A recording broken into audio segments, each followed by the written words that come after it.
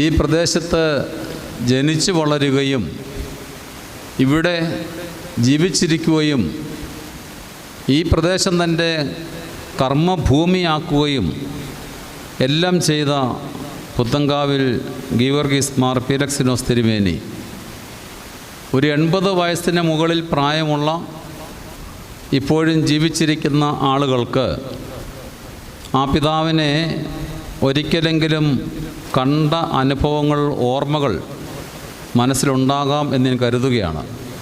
പക്ഷെ അങ്ങനെയുള്ളവരുടെ എണ്ണം കുറഞ്ഞുകൊണ്ടിരിക്കുന്നു. പുതിയ തലമുറ വളർന്നു വരുന്നു.